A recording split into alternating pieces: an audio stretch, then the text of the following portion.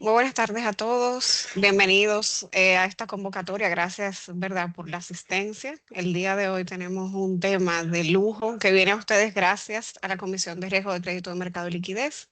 El día de hoy contamos con la participación de Gilbert, que es un excelente profesional graduado de Economía, tiene certificaciones CFA, FRM y es actualmente gerente de División de Análisis de Riesgos de AFP Popular.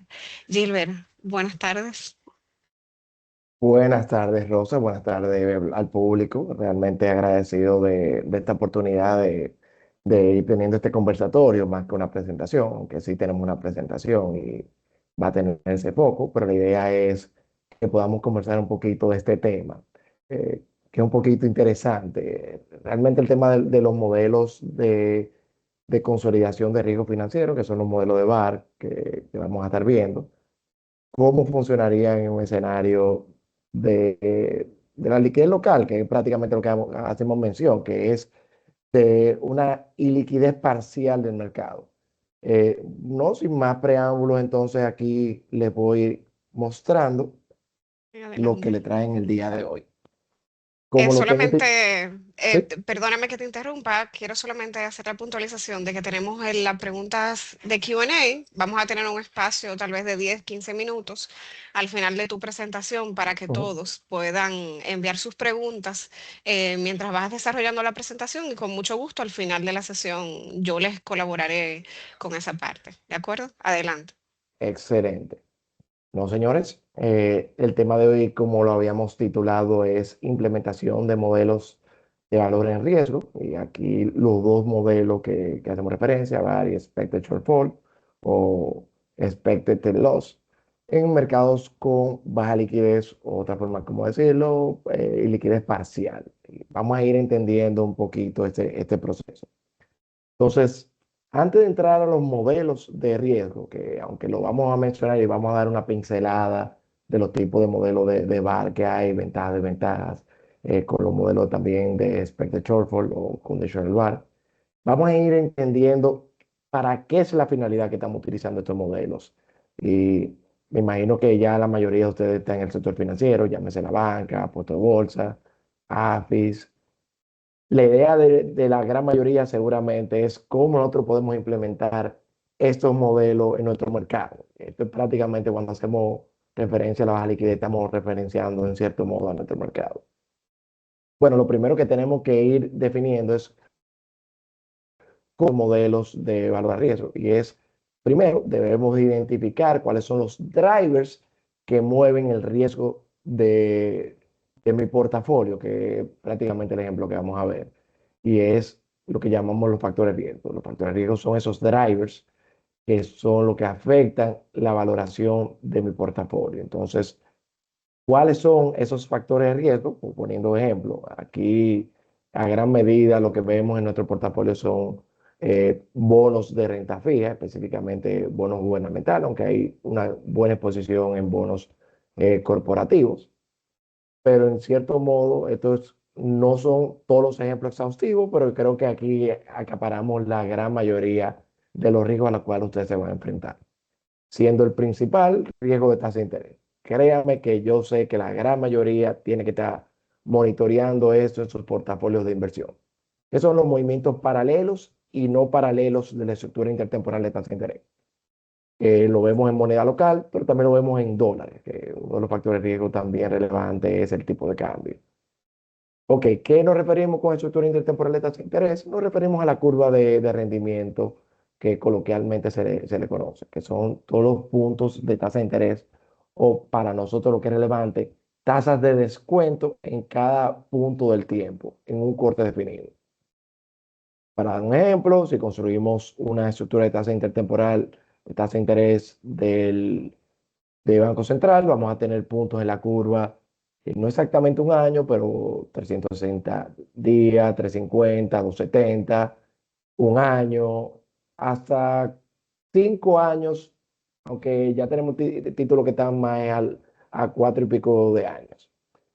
Entonces, los movimientos que me interesa es ver cómo cambia o cómo afecta el portafolio, si hay movimientos hacia el alza, que creo que es el efecto que más nos llama la atención, o sea, que son los efectos de pérdida, a sabiendas de la relación inversa de tasa de interés y el precio de bonos, pero también los movimientos no paralelos, que si bien es cierto que la gran mayoría de impacto viene por movimiento paralelo, no deja de ser cierto que los movimientos no paralelos tienen una composición material. A veces entre 25 a 15% de los movimientos totales son movimientos no paralelos. Llámese movimientos del empinamiento de la curva o llámese movimientos de la curvatura, que son los movimientos de la parte media de la curva, que son los que complementan los movimientos paralelos. Fuera de esto, que son los obvios, también hay los riesgos en el spread crediticio. Este casi no hablamos si es por, por las condiciones intrínsecas del mercado. Llámese que los bonos corporativos no tienen un pricing bien demarcado contra los instrumentos gubernamentales, que son Banco Central y Hacienda. En un mercado donde esos componentes funcionan de manera correcta, nadie aceptaría instrumentos corporativos por debajo, en términos de tasa, a un bono gubernamental. ¿Por qué? Por la razón de que deben haber spread adicionales por el riesgo adicional que estamos asumiendo. Y un riesgo obvio que le estamos agregando al corporativo, o que no es el único, que ese va a ser el otro componente relevante en nuestra exposición, es el riesgo crediticio. Llámese cuánto yo estoy dispuesto a aceptar por asumir ese riesgo que es no cero de una probabilidad de cumplimiento del emisor. Este spread puede venir por un emisor, puede venir por un sector o puede venir por un rating específico. O sea que esto se puede ver por instrumento AAA, se puede ver por sector como un sector energético, sector construcción, sector retail o por un emisor en específico. Esto es un spread que también debemos considerar a la hora de valorar nuestro portafolio y a la hora de identificar cuáles factores de riesgo afectan el pricing de mi portafolio. Otro componente de factor de riesgo relevante es la opcionalidad. Y este sí existe en nuestro portafolio, o sea, más en los instrumentos corporativos, pero existen. Son condiciones de un call option, lo que se conoce como una opción de recompra anticipada, que es prácticamente el único tipo de opcionalidad que tenemos actualmente, aunque existen en los mercados internacionales más tipos de opcionalidades, temas que pueden ser convertibles, pueden ser también un put option, pero recompras sí existen y hay varias emisiones corporativas que la tienen. Se supone que estas opciones de recompra anticipada no son gratuitas y deberían considerarse a la hora del pricing. Y para instrumentos que, si bien es cierto, no existe todavía bueno, existía, pero ya no existe la figura de instrumento titularizado, que era lo que las emisiones que había hecho Tidón. El tema de las condiciones de prepago eran relevantes a la hora del pricing de ese tipo de instrumentos. Y el último factor que le quiero mostrar, que es el foco de nuestra clase de hoy o nuestra exposición de hoy, es el riesgo de liquidez. Pero no es el riesgo de liquidez de fondeo que usualmente se vislumbra en las mesas de mercado de dinero o en las divisiones de mercado de liquidez o de gestión integral de riesgo, sino es el riesgo de liquidación de los instrumentos. Y hay distintas formas de cómo visualizar ese factor de riesgo, ya sea por un spread del BDAS, que vamos a hablar un poquito más adelante, ya sea por la profundidad de mercado o los costos de transacción adicionales que existen por operar en el mercado. Luego de que nosotros identifiquemos factores de riesgo, debemos poder mapear nuestras posiciones con relación a nuestro factor de riesgo. Un adecuado mapeo es tan importante como la identificación de estos factores de riesgo para renta fija. Y aquí yo le traigo las tres técnicas más utilizadas para mapear los factores de riesgo en nuestros portafolios de renta fija. Está el mapeo del principal, que es asignar el riesgo total al momento del pago del principal. Esta es la más sencilla, pero en la práctica es la que menos se utiliza.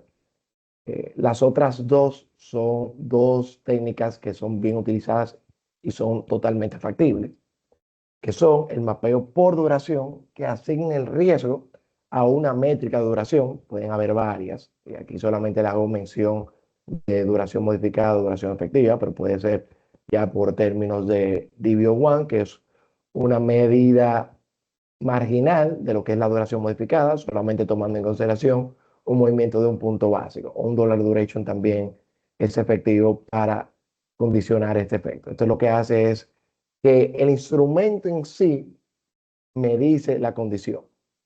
La duración te dice qué tan rápido yo voy a estar recuperando el valor de mi posición en términos de años. Pero también es una métrica que te puede decir qué tan sensible es el instrumento.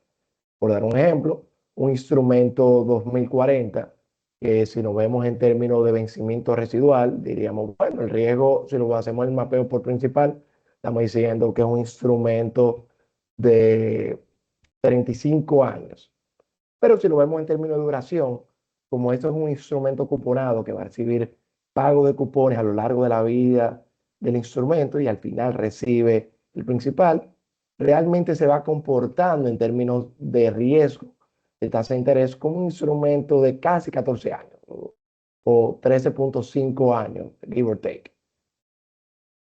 Otra métrica o metodología que podemos utilizar para el mapeo es el mapeo de flujo de caja, que es una forma un poquito más compleja de lo que está tratando de hacer la duración. La duración trata de con una métrica darte en la diana de cuál es el punto donde mayor riesgo hay en términos de la estructura intertemporal de tasa de interés. En el mapeo de flujo de caja lo que decimos es, mira, todos los flujos son relevantes y lo que vamos a hacer es mapear cada uno de mis flujos al nodo de tasa de interés que le corresponde. Con las condiciones que hay en plataformas tecnológicas, este proceso no es un proceso arduo, o sea que es fácil de implementar. Sí puede ser computacionalmente complejo y debe considerar las condiciones de que puedan haber compras de instrumentos a la hora de uno mapear cada uno de los flujos de los instrumentos, pero es totalmente factible para implementación. Estos dos, cualquiera de los dos que ustedes tomen, pueden ser un mapeo relevante y le puede ser de mucha ayuda a la hora de implementarlo para el cálculo de sus modelos de riesgo. Y vamos a cómo implementamos estos, estos, eh, estos factores de riesgo y su consolidación, su mapeo, en un modelo que te va a dar un solo valor, aunque esto también va a generar métricas. Nuestro modelo insignia y el que estamos viendo para esta posición es el modelo valor a riesgo, que es una medida basada en probabilidades que intenta medir las pérdidas potenciales de una empresa, un activo, una posición. Específicamente, el VAR es la máxima pérdida esperada a un nivel de confianza dado y a un horizonte de tiempo definido. Pero esto es una forma de cómo verlo. Otra manera de verlo es que el VAR es la mínima pérdida esperada dado un nivel de probabilidad y un horizonte de tiempo definido. Es decir, como esto es un percentil, podemos verlo desde el horizonte de su máxima pérdida, dado un horizonte, dado un nivel de confianza, que es con qué confianza nos sentimos de que la pérdida va a estar ubicada en este punto, y un horizonte de tiempo definido. Usualmente estos modelos, con la data que tenemos, se puede ver de manera diaria. Hay otros portafolios que quizás no necesitan esa revaluación diaria, pero es sano verlo de manera diaria. Y van a entender un poquito por qué cuando veamos el proceso de calibración, porque esa data de cuando hay excesos es importante. Dentro de los modelos de VAR, podemos ver el VAR paramétrico, o lo que se conoce también como el VAR de varianza con varianza, VAR de simulación histórica, y dentro de VAR de simulación histórica hay un híbrido entre paramétrico y simulación histórica, que es una simulación histórica filtrada, y un VAR de simulación de Monte Carlo. Con el con el VAR paramétrico, esta metodología asume parámetros según la distribución utilizada. O sea que no necesariamente es un VAR que asume una distribución, sino que debemos definir una distribución con la cual se vislumbre los cambios en el precio que usualmente vemos o los cambios en el factor de riesgo, que es lo que más adecuado deberíamos hacer. Muchas veces lo que se ve en la práctica es los equipos de riesgo toman el factor de riesgo como el precio. ¿Y cuál es el problema que trae cuando hablamos renta fija? Es que el pricing de un bono tiene condiciones que no hacen que sean IID, o sea, que sean independientes y idénticamente distribuidos. El problema es la naturaleza del bono. Llámese que un bono va cambiando su precio tanto se vaya acercando el vencimiento del bono, lo que hace que las condiciones, que hay una redención a la media que no es natural y que no tiene que ver con el pricing de lo que está pasando con los factores. Por eso, la premisa de los portafolios de renta fija es que debemos modelar factores de riesgo como los nodos de curva de rendimiento. Creo que es lo más adecuado en términos de valorar. Y no solamente el nivel absoluto, sino los movimientos relativos. Porque esos movimientos relativos sí van a tender a ser IID, que son la premisa de que podemos modelar eso en distribuciones específicas. La distribución más utilizada para el modelo es la distribución normal. No necesariamente está mal, sino tienen que validar este supuesto de que la distribución de sus variaciones vaya acorde con esta distribución. Pero asumiendo que es normal, el VAR de un portafolio asume las propiedades de un portafolio óptimo que trata de optimizar retornos, minimizando el riesgo, que en este caso el riesgo va a estar basado en el resultado del VAR y el apetito a riesgo que se define. Y la relevancia de este modelo está dado por media, varianza y covarianza. Media es su valor de tendencia central, varianza es su medida de dispersión y covarianza es la medida de dispersión global entre las interrelaciones del portafolio. O estas son interrelaciones lineales, si asumimos normalidad. Esta medida solo es relevante un extremo de la cola de la curva, que es el lado de las pérdidas. Y lo que habíamos dicho anteriormente, esto es un percentil. Lo que quiere decirte es que te va a dar un número, si lo podemos ver en el gráfico, ven una línea que corta en un punto, este punto de 99% del VAR, si lo vemos en términos diarios, te dice que de 100 días, la pérdida más grande al 99% de confianza es de 2.326. Lo que te mide es un percentil, en este caso del 99%, que es el valor Z de la distribución, que es de 2.326, redondeado. Lo que pasa antes de ese percentil no es relevante para el VAR, lo que pasa después tampoco es relevante.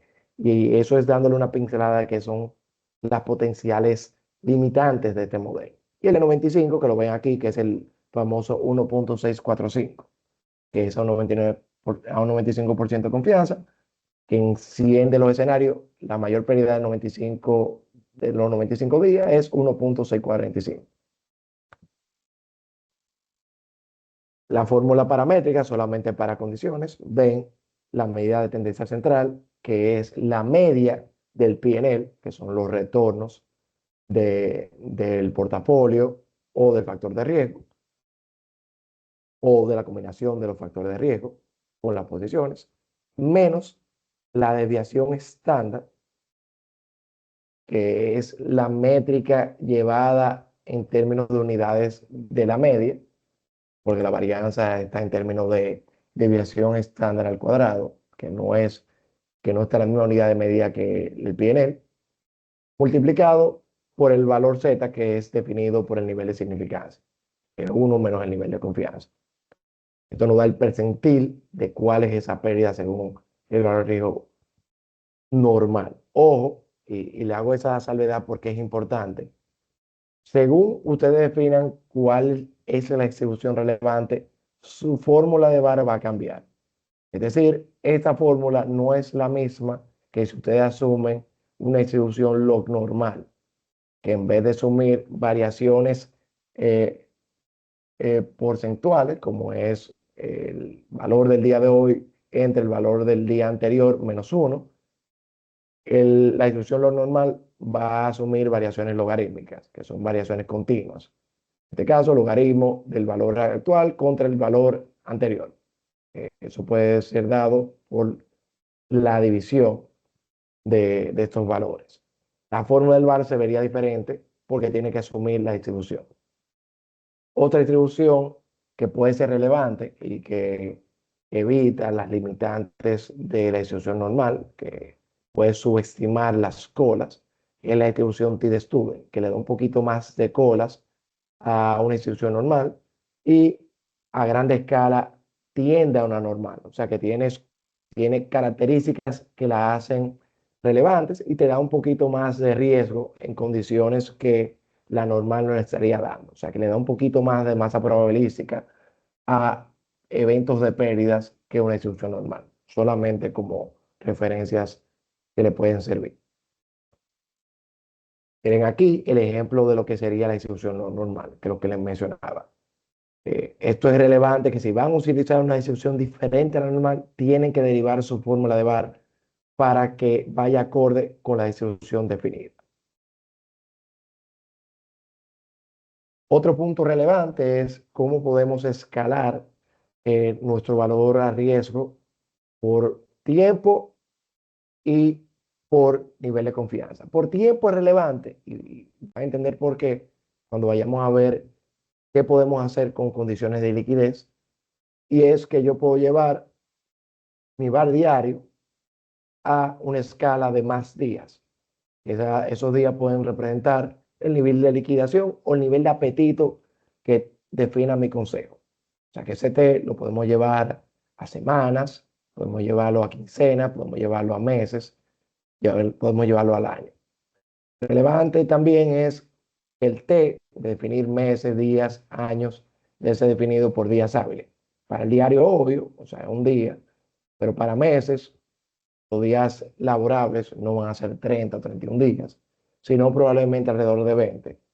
Un rule of thumb mensual se toman 20 días laborables y para años se toman 252 días laborables. Esto como rule of thumb, pero pueden definir como días laborables según lo que se defina en sus regulaciones. También podemos convertir de nivel de confianza dado, o sea, si ustedes calculan un solo bar, ustedes pueden llevar ese bar de 99 a 95 haciendo ajustes con los niveles Z. O sea que ustedes siempre van a tener distintos niveles de confianza en sus modelos si ustedes calculan uno. Y pueden hacerlo también con los ajustes de tiempo y hacer esas combinaciones. Otra metodología relevante es el valor de riesgo por simulación histórica. Aquí asumimos retornos del portafolio, lo que sucedió en el portafolio, y calcular las probabilidades de ese percentil de lo que ya ocurrió, dado una ventana de tiempo. O sea que obtenemos la información histórica del portafolio, calculamos los P&L de cada observación, se organizan las ganancias y pérdidas, por mayor pérdida o mayor ganancia o viceversa, y se visualizan observaciones que coincidan con el nivel de confianza del VAR que necesitamos. O sea, en el caso que le había dicho, si yo calculo mi PNL de 100 días, si yo quiero el VAR a 99, la 99 a mayor pérdida es la que va a dar mi VAR de 99. Esta metodología tiene la ventaja de que no se requiere una asunción de distribución de retorno del portafolio, o sea que es una metodología no paramétrica. O sea, en caso de que su PNL no corresponda a una distribución paramétrica definida. La desventaja que depende de eventos que han ocurrido y que no visualiza eventos posibles que no han ocurrido. Llámese que tú estés llevando tu bar en periodos previos al COVID, te va a dar un valor quizá que subestime la potencial pérdida cuando tú entras a COVID. Eso es una realidad, no solamente el bar de simulación histórica, pero una realidad a lo largo de los modelos de bar. Y vamos a ver qué podemos hacer. Y ahí entra también el proceso de liquidez de sus posiciones. Otra desventaja que tiene es que simulación histórica le da la misma ponderación a cada una de las observaciones. O sea, que lo que pasó hace un año tiene el mismo peso en tu modelo que lo que pasó ayer. Podemos hacer ajustes en estos modelos de simulación histórica, asumiendo un filtro en simulación histórica con distintas volatilidades. Tomar una volatilidad con el mismo peso, podemos darle un peso con modelos Garch o EUMA, que le da un poquito más de peso a observaciones más recientes. sea que eso puede ser una manera de cómo cubrir un poquito la limitante de simulación histórica. Y simulación de Monte Carlo, que es una metodología en la cual simulamos los movimientos de manera aleatoria, o sea que definimos una distribución o un método de valoración a las posiciones, la cual va a definir un PNL del portafolio. Y a partir de ahí, asumir un percentil como en simulación histórica. Pero ¿qué ventaja tiene Monte Carlo? Que me permite modelar instrumentos no lineales de manera precisa y no depender de información histórica para recrearlo. Por ejemplo, instrumentos que tengan un call option o, por ejemplo, un instrumento que salió reciente al mercado, que son los bonos de United Capital, que tienen como subyacente no solamente el pago principal, si tienen una parte variable, yo pudiera modelarlo por simulación de Monte Carlo, caso que yo no pudiera hacer con los demás modelos para este tipo de instrumentos. Una desventaja, que ya no es tanto desventaja en estos tiempos, porque el poder computacional no es tan caro, pero sí el mantenimiento de los modelos es algo que debemos considerar y depender también de la parte operativa de cómo funcionan los modelos, debemos considerarlo. Y el tema de que la estabilidad de los modelos depende de qué tantas simulaciones corramos. Mientras más complejo es mi portafolio, más debería correr yo simulaciones para ver en qué punto se estabiliza. Es decir, si yo corro 100.000 simulaciones una y otra vez, el modelo me sigue arrojando valores que están en el mismo ballpark o va cambiando mucho. Si va cambiando mucho, quiere decir que mi modelo no estabiliza con 100.000 simulaciones y debería aumentar mis simulaciones o buscar métodos de simulación que sean más estables. Pero si ya estabiliza, esto me da un poquito de tranquilidad. Esto es un cuadro comparativo de los modelos, simplicidad, las opciones. No voy a enfocar tanto porque queremos ver también la desventaja en sí de los modelos de valor a riesgo. Estos son las desventajas de los modelos, pero aquí vamos a la desventaja del modelo de valor a riesgo. ¿Y cuál es la desventaja principal? Aunque estas desgloses les van a traer la conclusión de lo mismo, es que las características del modelo de valor a riesgo hacen que no sean modelos adecuados de consolidación de riesgo. Que la alternativa, en cierto modo ya se lo di con el título, con los modelos de valor a riesgo condicional o expected shortfall, sí cumple con condiciones que permiten de que sean modelos adecuados de riesgo. Que la ventaja es que se construye a partir del modelo de valor a riesgo, o sea que no es que si usted tiene nada más modelo de valor a riesgo, su gestión de riesgo la pueden tirar a la basura, no, sino que le va a permitir construir modelos que sean coherentes en términos de riesgo. O sea, la ventaja de valor a riesgo te da el riesgo en un solo valor consolidado. Hay métricas que te permiten dar información adicionales, como son el VAR componental, VAR marginal, VAR incremental, que te dan condiciones de qué pasa si yo agrego posiciones en mi portafolio, cómo se afecta el VAR, cómo contribuye cada instrumento en mi VAR, es importante de dar, o sea que eso el VAR lo puede hacer con facilidad y es fácil de explicar. Pero estas limitaciones, que les voy a decir, tenemos que entrar y defender. Una de ellas es que muchos activos financieros tienen comportamientos que difieren de la distribución teórica que se le asigna a la modelación. O sea que, por ejemplo, los modelos no lineales para instrumentos, instrumentos convertibles, instrumentos como la de United, por ejemplo, un instrumento como el de Larimar, que es un fideicomiso de oferta pública, pero al final tiene una esencia de un bono, debemos poderlo mapear y no es tan fácil de mapear en un modelo paramétrico. El histórico te puede ayudar un poquito y el Monte Carlo, pero es para que sepan que es una potencial limitante. Otro, la información del comportamiento de un activo en el pasado puede no ser un buen aproximado de su comportamiento futuro.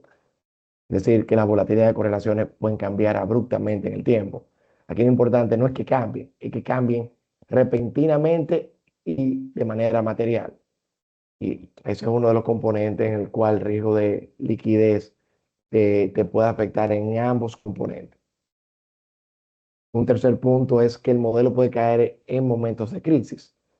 O sea, que se alimenta el comportamiento normal del activo, pero en un momento de crisis te va a no funcionar de manera correcta. Ejemplo clave, COVID. Muchos modelos de valor a riesgo fallaron en toda su ventana de COVID por los movimientos abruptos que hubieron en crisis. Y esto por diseño. El modelo de VAR por diseño te va a exigir que tú tengas excesos. Pero ¿qué pasa con la cantidad de excesos? Es lo relevante. Si la cantidad de excesos son mucho mayor que lo que esperaba mi VAR, esto es algo que debemos considerar con modelos adicionales. Y cuarto, este modelo solo te retorna la peor pérdida en el horizonte de tiempo determinado, pero no te dice nada de cuánto puede ser esa pérdida cuando ocurre un exceso. Es decir, como le había dicho anterior, es un percentil, no te dice nada de qué pasó antes ni qué pasó después en tu masa probabilística. Y muchas veces nosotros como gestores de riesgo debemos saber decir qué tan mal puede ser cuando las cosas salgan mal. Y el VAR no te va a decir eso.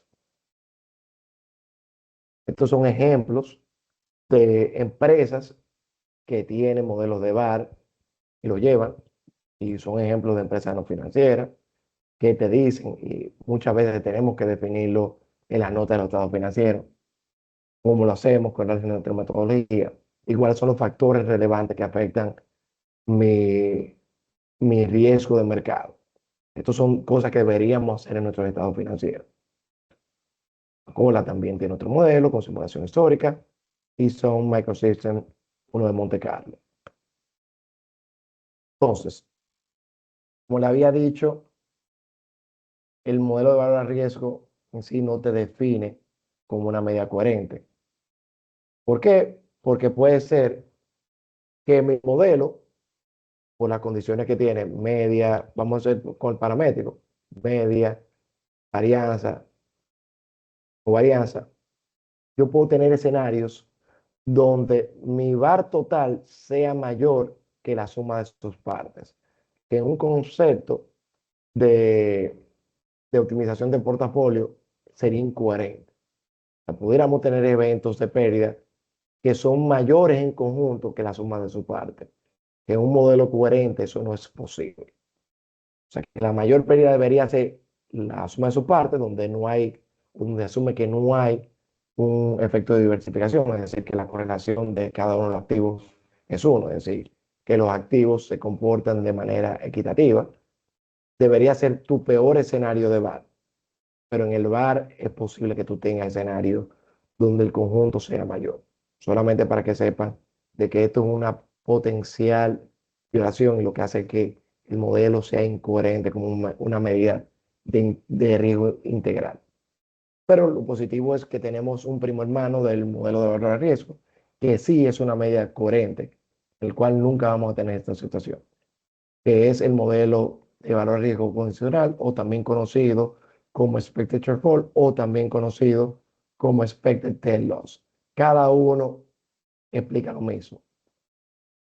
Y esta medida busca cubrir las deficiencias del VAR al calcular la pérdida esperada dado que yo llego o excedo del VAR. Que esto sí trata de responder la pregunta, ¿qué tan mal puede estar cuando las cosas salen mal? Ojo, el VAR condicional no es la única métrica que puede cumplir con las condiciones de una métrica integral o coherente de riesgo. Hay otras métricas que sí la cumplen, como valor riesgo espectral, que sí trata de darle ponderaciones distintas a cada una de tus pérdidas luego que sea del VAR. Y la rama que se encarga de estudiar estos eventos extremos se reconoce como teoría del valor extremo. Y aquí un punto importante de los niveles de confianza. No porque yo tenga un valor riesgo, un valor riesgo condicional de 99.9%, yo estoy haciendo mi trabajo y estoy asegurando que la empresa esté correcta. No. Y van a entender un poquito por qué. Quizá no hemos llegado ahí, pero en un futuro vamos a atender a él. Y es que te van a exigir cargas de capital. Si bien ahora mismo tú tienes los ICAP, donde tú deberías definir una estrategia de carga de capital o de cobertura de capital, asumiendo eventos extremos, ahora mismo no tenemos la obligación de que nuestros modelos de valor a riesgo tengan carga de capital. Pero la mejor práctica por Basilea te lo va a exigir.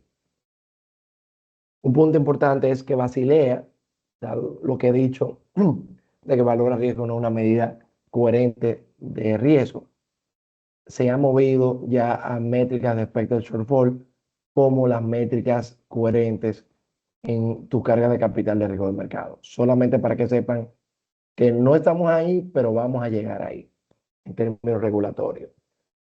Si bien es cierto que para bancos, el puesto de bolsas, AFIs, fondos de pensiones, van a llegar en momentos diferentes, pero cada uno de ellos va a llegar a ese punto. Entonces, como le había dicho, de una medida coherente, aquí son las características que definen una medida coherente de riesgo. La subaditividad, el riesgo de portafolio no debe ser mayor que la suma de su parte, como le había dicho. Esta es la condición que el VaR no cumple y por eso no puede ser una métrica coherente. Está la monotonicidad, que es si el valor esperado de Y es mayor que X, el riesgo de Y es menor o igual que X. Es decir, si me está dando un retorno mayor que X, el riesgo de Y debería ser menor o igual que X, para que sea coherente. La homogeneidad positiva, el riesgo proporcional a la escala, es decir, lo mismo el riesgo diario que el riesgo mensual o que el riesgo anual debería ser mayor por escala, porque da mayor probabilidad de que escenarios sean posibles. Y la invarianza translacional, una constante, en el caso de VaR, asumimos que el efectivo reduce el riesgo. Si para nuestro caso, el money market, si certificado, debería reducir el riesgo en un proceso de optimización de portafolio. Y aquí un ejemplo de la fórmula del expected shortfall solamente como conocimiento. Calculado paramétrico, está dado por la masa probabilística que está dentro del área del exceso de VaR. Dado histórico es esos excesos que ocurrieron posterior al VaR. Si en el escenario del 95% de confianza es el valor esperado de esos 5 excesos de pérdida que voy a tener. Entonces, ya ahora entrando al riesgo de liquidez de los instrumentos financieros. O, como le había dicho, la gran mayoría de la gestión de riesgo de mercado de liquidez a nivel local se encarga del riesgo de fondeo, que es el más aparente, pero el riesgo de liquidación de los instrumentos financieros es muy relevante para los bancos, para los puestos de bolsa quizás en menor medida, pero existe. Y lo bueno es que la regulación lo contempla. Para los fondos de pensiones muy importante por los niveles de posiciones que manejan. Entonces, ¿de dónde viene ese riesgo de liquidez de los instrumentos financieros?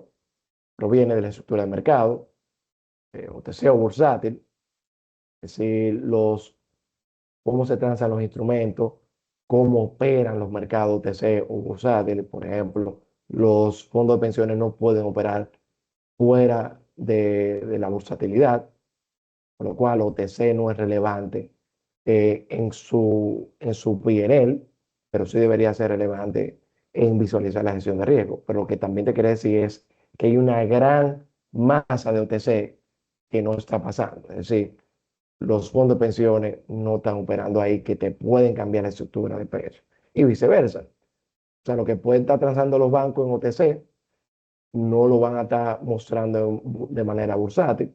O sea que ahí tenemos dos mercados que la totalidad no se está recogiendo. O no necesariamente estoy diciendo que esto es bueno o malo, estoy diciendo que esa es la realidad del mercado. Proviene también de la diversidad de los instrumentos emitidos, o sea, qué tantos instrumentos están emitiendo, con la frecuencia, qué tipo de instrumentos hay. Por ejemplo, acciones comunes, hay una sola emisión de acciones comunes. Hay un fideicomiso de oferta pública que es subyacente, son acciones comunes que no necesariamente es el mismo pricing, que eso es otro tema que deberían considerar. El mapeo del pricing de estos instrumentos es diferente. Y acciones preferentes también hay otra, que es solamente una emisión. Pero también el volumen de los instrumentos transados. No solamente los mercados de los bonos gubernamentales, que son los bonos que más se transan, sino la naturaleza de que hay momentos en que el mercado no está transando y hay razones por las cuales esto es razonable. Cada participante está quizá atado en una pata, por lo cual no hay una condición de market maker real. Otro también es que los participantes actúan por incentivo. Esto vamos a decir que están esperando que alguien cruce la línea. Es decir, ningún participante va a transar hasta que no hay otro participante que transe. O sea que esto define que quizás todo el mundo está jugando un juego de gallina en que nadie va a parpadear hasta que alguien parpadee, por lo cual hace que haya momentos de sequías del mercado o que el mercado esté virado en un solo punto de la posición. Entonces, ¿qué debemos considerar o qué debemos ver en términos de KPI o indicadores clave para ver la magnitud del riesgo de liquidez o del grado de liquidez de mi portafolio, de los instrumentos dentro de mi portafolio? Tengo que ver el spread entre el bid y ask. Muchas veces, en términos de hacer mark to market, para los modelos de riesgo, asumimos el mid, que es el punto medio entre el bid y el offer o el ask. ¿Qué pasa? El mid no es un punto donde transa el mercado. El mercado no transa en el mid. El mercado transa o en el bid, que es la posición en la cual un comprador está dispuesto a comprar, o en el ask, que es la posición en la cual un vendedor está dispuesto a vender. Obviamente, qué tan amplio o qué tan angosto ese spread define qué tan líquido es su instrumento. Y esto debemos considerarlo en nuestro modelo, que lo vamos a ver un poquito más adelante. Otro punto relevante es el impacto de precio. Y ustedes dirán, bueno, pero ¿a qué se refiere eso? Nos referimos que nuestros modelos, optimización, modelos de valor de riesgo, asume que somos tomadores de precios y no que ponemos precios. ¿Qué pasa? En nuestro mercado hay participantes que sí pueden mover precios o que una postura de un participante te va a impactar en el precio que se está marcando actualmente. Esto lo que estamos diciendo es que hay algunos participantes que no son price takers, sino price givers. Y eso deberíamos considerarlo a la hora de hacer nuestros ajustes en nuestro modelo de valor de riesgo. Y la profundidad del mercado que lo fuimos hablando. O sea, queremos ver que nuestras posiciones sean no muy materiales. Es decir, que si yo pongo una posición de 1 millón, el mercado puede absorberlo sin ningún problema y que haya un impacto de precio versus que una posición de 1 millón sea la que estamos viendo la gran mayoría de la posición en el mercado. Ojo, que no trance nada en el mercado quiere decir que no hay riesgo. Ojo, el riesgo puesto en volatilidad está definido por hechos, pero el riesgo todavía es latente aún si no opera el mercado. O sea, que lo que estoy diciendo, si no hay operaciones en el mercado, quiere decir que estamos en una situación de riesgo que no se ha materializado. ¿Y cómo se va a materializar usualmente? Habiendo brincos masivos en el precio. Otro punto relevante de lo que he dicho, estos indicadores no son indicadores estáticos, sino que son indicadores que son dinámicos.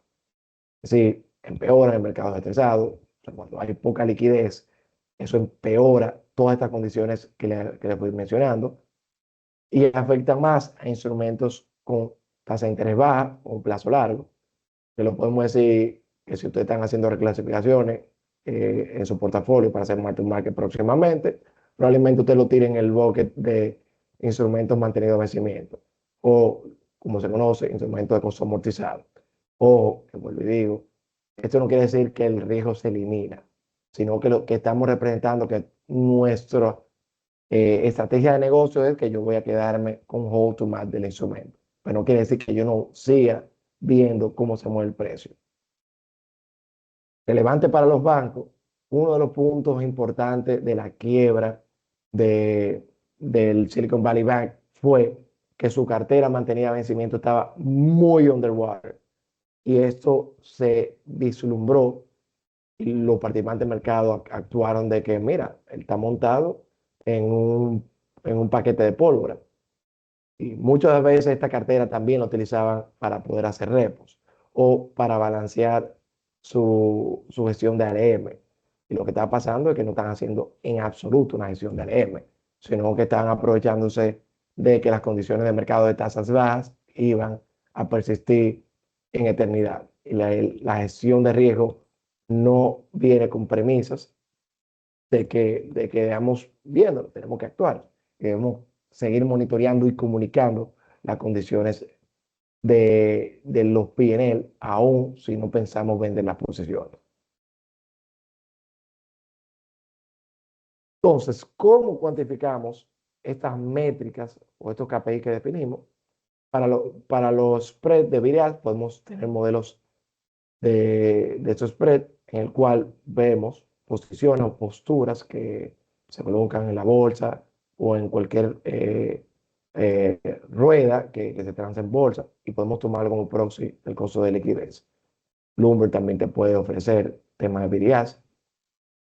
Claro, con limitantes de que quizás muchos de esos spreads no son observables o que las posiciones que están no son posiciones ejecutables, son muy indicativas. Pero también podemos hacer modelos de impacto de precios, en el cual podemos estimar el costo de transar una posición relativo a la profundidad del mercado. O sea que podemos estimar un poco de qué tan severo pudiera yo mover el precio de mercado si yo tomo una postura o vendo alguna posición.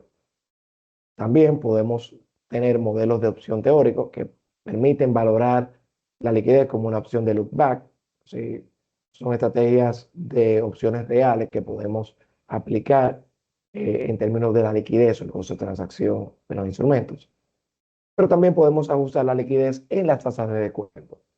Esto te da un ARON por prima de liquidez a la estructura intertemporal de tasa de interés. Cada uno de estos te permite visualizar o cuantificar, claro, no en su totalidad, la liquidez de un instrumento o de un portafolio.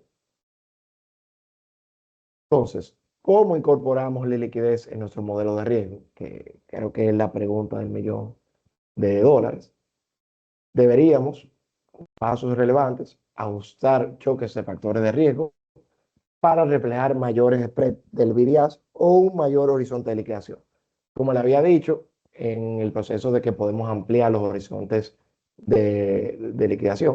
O sea, no porque yo tenga un VAR diario, puedo asumir que yo puedo liquidar mis posiciones de manera diaria.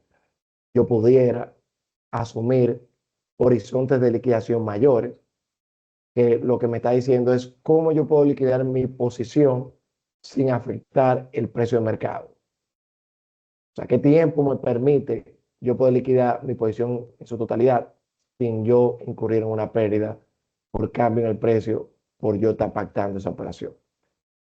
Pero en el spread también tú lo pudieras agregar un arón, es decir, mira, los spreads que están viendo no están considerando la liquidez del instrumento, o sí pudiera estar asumiendo la liquidez del mercado. También podemos hacer shocks de ver qué pasó en escenarios de estrés y ver cómo se comportó el BDA spread y interpolarlo en nuestros modelos para asumir de qué tan malo puede ser cuando las cosas se vean mal. También podemos segmentar el portafolio, no solamente como buckets de duración o buckets de cash flow, pero como buckets de liquidez. Es decir, podemos mapear los instrumentos de acuerdo con el liquidez que tienen. Una herramienta que pueden contar para poder hacer este proxy. Pueden utilizar el índice de bursatilidad que usa RDVAL, que te puede dar una idea de qué tan ilíquido es el instrumento. Ojo, no le digo que se basen toda su información aquí, pero sí es un proxy que le permite hacer ese bucket o asignarle primas de liquidez a, a tus posiciones y aplicar distintos horizontes de tiempo acorde. Y la tercera, que de cierto modo vamos a ver un poco más adelante, que es usar un VAR ajustado por liquidez. Entonces, por el costo de liquidación o el costo de transacción y el tiempo para liquidar la posición en el cálculo de VAR. Importante aquí que lo bueno es que si hacemos esos ajustes en nuestro modelo de VAR, eso ARON podemos utilizarlo con facilidad en los modelos de VAR, de los modelos de expected shortfall. O sea que lo que le estoy diciendo aquí con el VAR aplica sin ningún problema con los modelos de expected shortfall. La naturaleza de nuestro mercado se requiere una medida que pueda compensar por el nivel de liquidez o falta de liquidez que tengan las inversiones de nuestro portafolio, por lo cual se realizan ajustes para llegar a lo que se conoce como el LVAR o VAR ajustado por liquidez.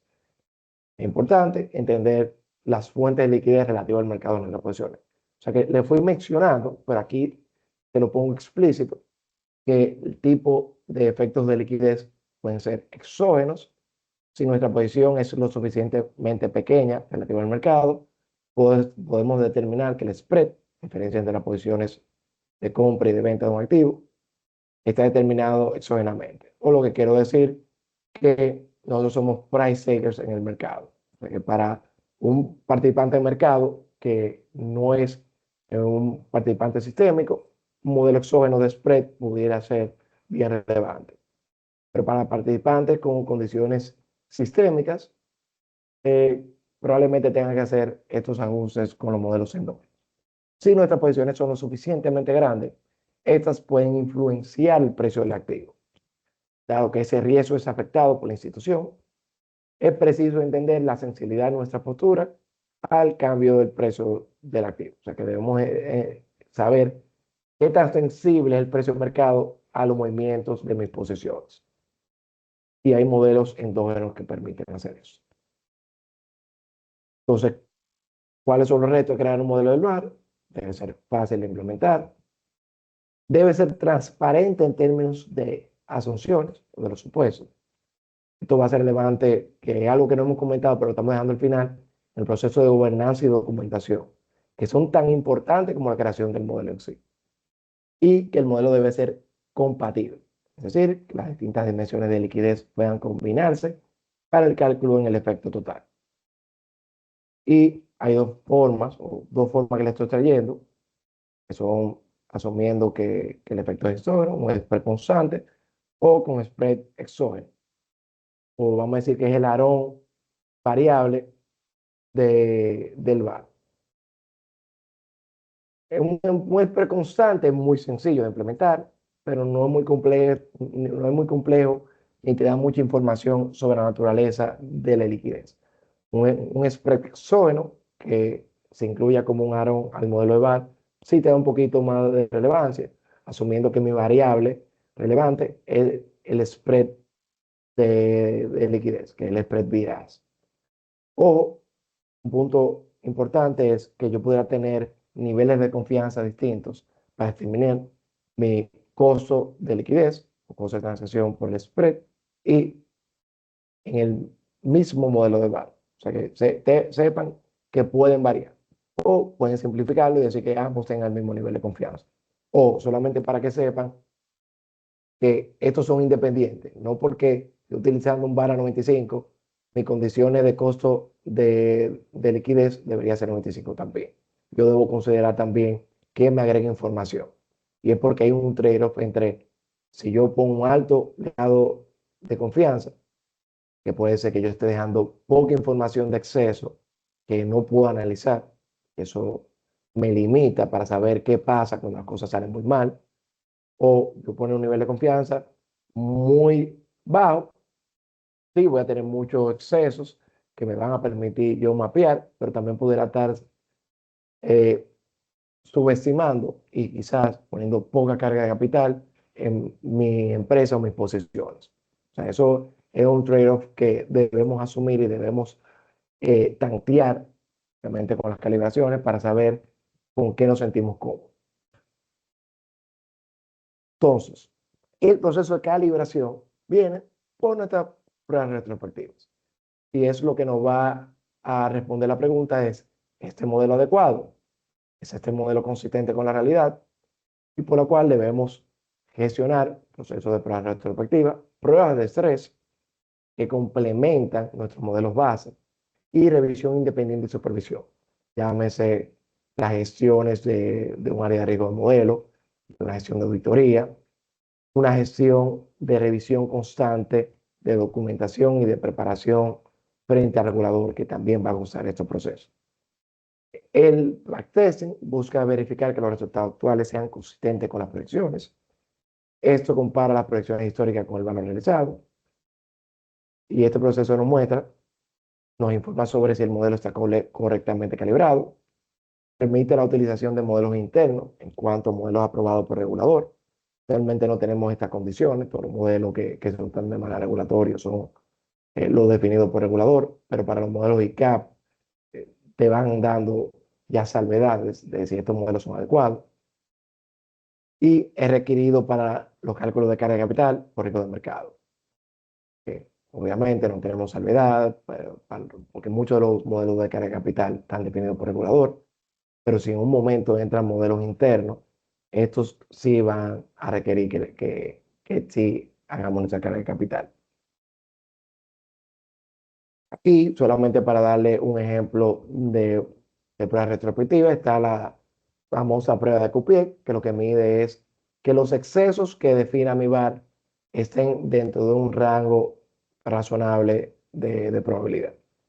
Es decir, yo puedo decir que mi VAR del 25% de confianza, yo voy a tener 5 excesos dentro de 100 días, pero yo puedo tener una banda de que razonablemente los excesos deben ser mayores a 2, que si no hay exceso, pudiera ser que mi modelo no esté calibrado correctamente, que esté diciendo que mi modelo es muy severo.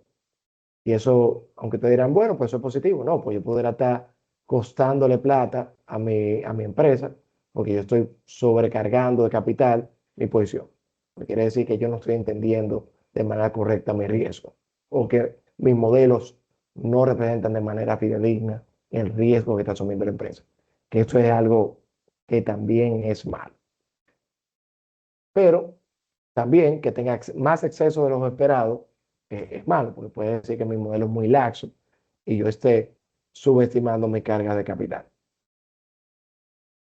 Esto lo que me dice es qué tan bueno está funcionando el modelo. Pero ¿qué pasa con este modelo de Coupier? Es que no te dice nada de la característica de la volatilidad.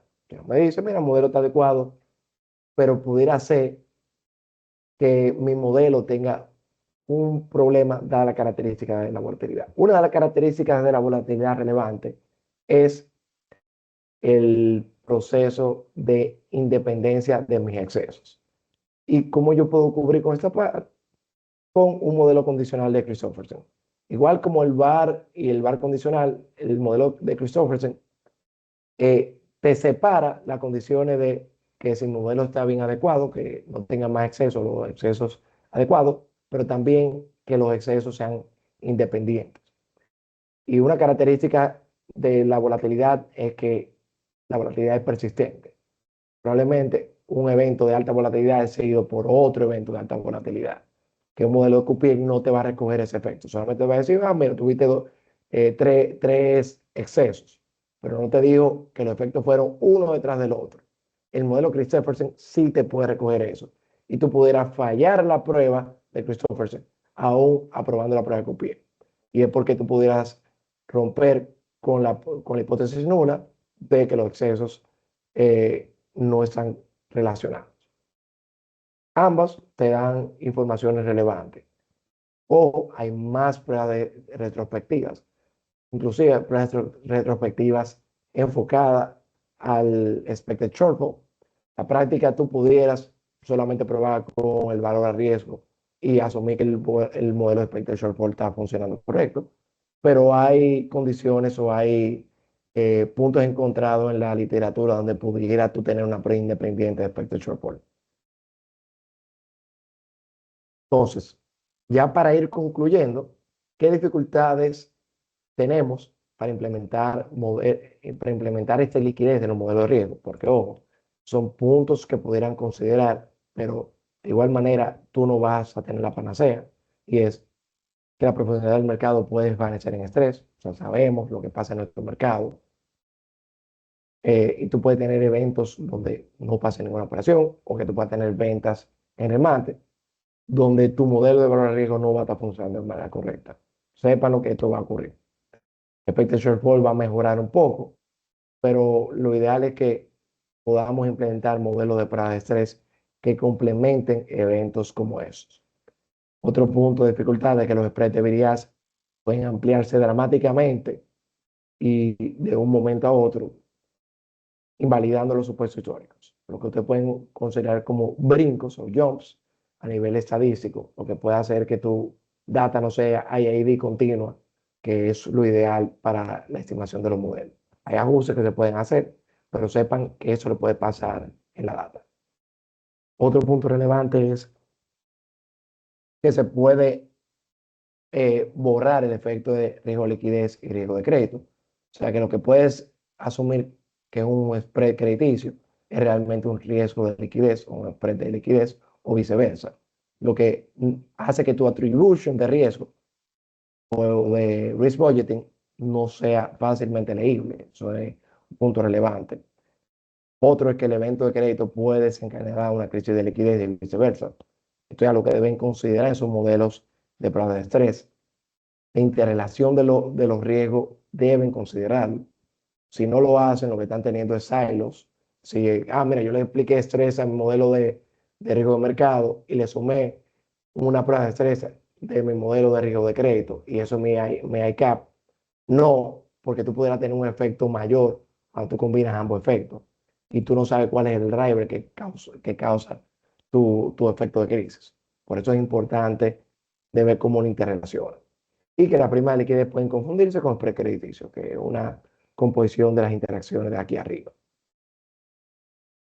Y por último, los pasos que debemos agotar para implementar los modelos de riesgo es, debemos mapear y sensibilizar nuestros factores de riesgo, preparar la data. Pero si no tenemos nuestra data limpia, no podemos hacer, uno, los modelos, pero segundo, también la prueba retrospectiva. Si yo no limpio mi data de información de PNL que no es relevante, pudiera tener resultados que no me arrojen correctos. O sea que tengo que preparar la data no solamente en el proceso del modelo, sino también en el proceso de la calibración. Paso 3, selección del modelo. ¿Cuál es el modelo adecuado? Debemos agotar ese proceso de cómo se comportan mis factores de riesgo, cuáles son mis posiciones, cómo lo integran. 4, la calibración del modelo. Tenemos que hacer nuestras pruebas retrospectivas y presentarle y comunicar los resultados, definir por qué hay excesos o por qué no funciona y dar recomendaciones. La agregación y reportería, o sea, no solamente de las posiciones individuales, en las posiciones en absoluto, cómo funciona en términos interactivos. Los modelos de riesgo son tan buenos como las áreas que ejecutan lo utilicen y crean en ellos. Si no creen en ellos o la alta gerencia no cree en ellos o no se comunica de manera correcta, no va a funcionar. Las pruebas de tres que complementan los modelos, porque van a haber eventos que simplemente se nos van a salir de las manos. Tenemos que poder modelarlos y complementar los modelos de carga de capital tradicionales para saber qué tan malos pueden ser los momentos malos. Y la gobernanza y documentación. ¿Quiénes toman decisiones? ¿Quién evalúan los modelos? ¿Quién prueba los modelos? Lo ideal es que haya un área de riesgo de modelo para que no haya un tema de conflicto de interés, que el área que crea el modelo sea también quien evalúe. El área de auditoría siempre va a tener un evento relevante. ¿Quién aprueba los cambios en el modelo? ¿Quién aprueba las modificaciones de parámetros? ¿Con qué frecuencia se conocen? ¿Cómo se documentan? La documentación debe ser lo suficientemente clara y debe cumplir con los requisitos de mejores prácticas de gobernanza. Y con esto, señores, era lo que le quería traer. Yo sé que ahora tenemos un evento de preguntas y respuestas y estamos aquí para poderlas responder. Muchas gracias, señores. Así es. Muchas gracias, Gilbert. Les recordamos que en el botón de Q&A pueden someter sus preguntas si tienen alguna. Por el momento, Gilbert, acá tenemos una pregunta que podemos irla socializando. Sí. Con la entrada en vigencia del Mark to Market, ¿cómo Ujú. tú ves de esos elementos que influyen en la estimación, obviamente, de los modelos, en el bid, en el spread, en los impactos en el precio y en la profundidad del mercado? ¿Cómo tú ves la entrada del Mark to Market en el corto y el mediano plazo que afecte estas variables? Aquí con la entrada del mark to market de las entidades de intermediación financiera, lo que estamos es agregando una mayor información del descubrimiento de precios que tienen uno de los big players del mercado. O no todos los players del mercado van a avalar por la misma fuente de precios o por la misma metodología. O sea que todavía tenemos un trecho que recorrer. pero ya aquí debe mejorar considerablemente el descubrimiento de precios, porque este es un gran punto de mercado que va a estar eh, recogiendo informaciones, por ejemplo, con la proveedora de precios, que va a mejorar considerablemente su proceso de descubrimiento. La proveedora agota un proceso de documentación de cómo valora los instrumentos, cómo hace su proceso de descubrimiento, pero no es una panacea, porque depende de cómo el mercado representa eh, sus precios en el mercado. O sea que esto es una realidad del mercado, va a mejorar en un plazo, quizá no corto, porque va a haber ese catch-up. Pero aquí lo importante es que quizá vamos a tener un spread que vaya un poquito más acorde, que eso le va a ayudar un poquito mejor al proceso de agregar esas primas por liquidez. Obviamente los indicadores del índice de bursatilidad deben mejorar también con la entrada de los bancos al market to market, pero todavía no nos queda un camino por recorrer. Pero sí entiendo que la entrada del market to market de los bancos, sesiones de ahorro y préstamos, va a alimentar las informaciones a las áreas de riesgo y a las áreas de front office con respecto al descubrimiento de precios. Fabuloso, muchas gracias. Tenemos una pregunta. Voy a habilitar el ¿Mm? micrófono. Vamos a ver. Adelante, Alerzo. Sí, buenas noches. En primer lugar, Gilbert, felicitarte por la ponencia. Excelente. La pregunta viene, Gilbert, ya saliendo un poco de la parte metodológica, ¿verdad? Que es muy importante, pero que en ocasiones requiere quizá más un poco de juicio de experto y desviarse un poco de lo que dice en el libro de texto. En ¿Mm? esos casos donde tú aplicas un ajuste por liquidez, pero a la vez tienes un trade-off de que tu backtesting tiene más probabilidad de fallo, precisamente porque la liquidez es baja y la pérdida de ganancia no te refleja, ¿verdad?, un backtesting apropiado.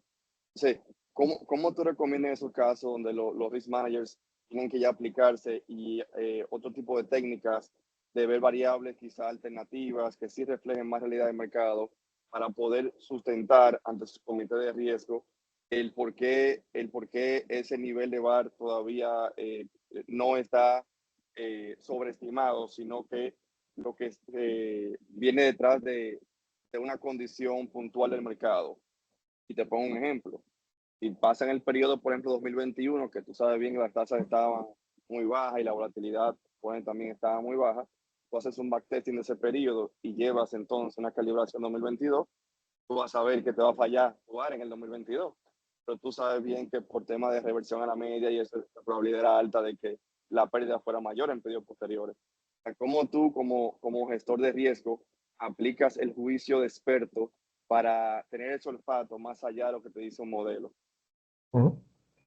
No, mira, Lerso, excelente pregunta. Y aquí el punto principal es que cómo atamos eh, en suma el backtesting, que son mis modelos, con el PNL. Obviamente el PNL no va a estar representando acorde esa prima por riesgo de liquidez, por lo cual deberíamos también ajustar ese PNL asumiendo condiciones de liquidez.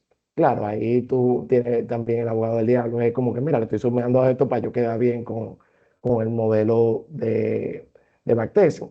Pero de igual manera, si está bien documentado y sustentado, yo creo que es válido decir, mira, estos precios no se presentaron porque efectivamente no hubieron operaciones en el mercado que reflejaron mi pérdida. Está bien que se movió la curva, pero realmente no hubo hechos que están recogiendo realmente la situación de riesgo.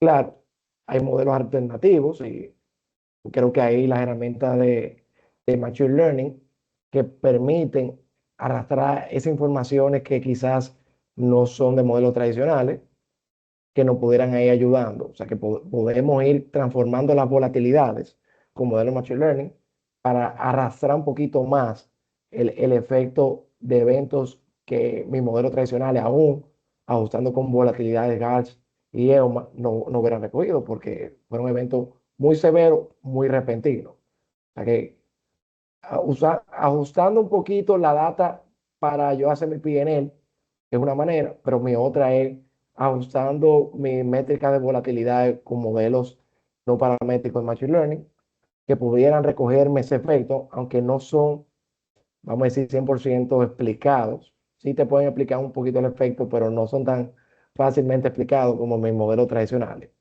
Y por último y no también con el tema de juicio experto, o sea, tenemos que tener nuestro modelo de stress testing complementando, es decir, mira, mi modelo no está funcionando en esta coyuntura, pero nosotros estamos recogiendo ese efecto con mi modelo de stress testing. Esto es para decirle a mi consejo, no está funcionando esto en este momento, pero sí estamos viendo estos eventos con estos escenarios que estoy creando.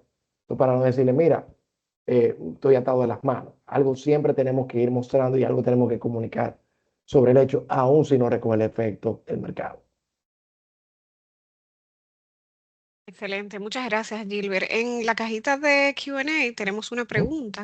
La pregunta dice así, para lo que es la medición del riesgo de tasa de interés sobre el margen financiero y el patrimonio efectivo, ¿qué tipo de backtesting se puede utilizar?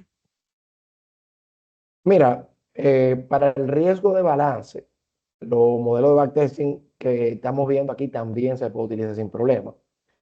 Obviamente ya la métrica del VAR es un VAR de balance, en este caso Economic Value of Equity. Probablemente ustedes tengan un VAR de EVE, que es lo que ustedes van a estimar con su backtesting para ver si está calibrado correctamente. Aquí obviamente nos hemos basado un poquito más en el mark to market del portafolio, pero sepan que un modelo de balance usted también tienen que repreciar los pasivos y tener condiciones de opcionalidad de cómo ustedes van a estar modelando tanto el EVE como el margen financiero. Pero sepan que los modelos de backtesting también le va a funcionar para este modelo. Aquí lo importante es cómo construimos nuestro modelo, pero estos modelos de backtesting también deberían funcionar para los modelos de balance. Muy bien, excelente, muchísimas gracias. Bueno, no tengo más preguntas en el chat. Si alguien quiere levantar la mano, si no, entiendo que ya la sesión la daríamos por concluido. Dándote las gracias, Gilbert, de cara, ¿verdad?, a la Comisión de Riesgo de Mercado y Liquidez del Club de Gestión de Riesgo por esta magnífica exposición. Gracias también a todas las personas que se conectaron a este webinar. Gracias por las preguntas y por la participación. Y por supuesto, invitarles a que nos busquen en las redes sociales, que nos sigan y que estén pendientes a las otras iniciativas que tendrá el Club de Gestión de Riesgo para ustedes. No, señores, muchísimas gracias por la oportunidad y al público por estar presente y espero que haya sido de mucho valor para ustedes. Excelente. Muchas gracias. Hasta luego. Pasen buenas.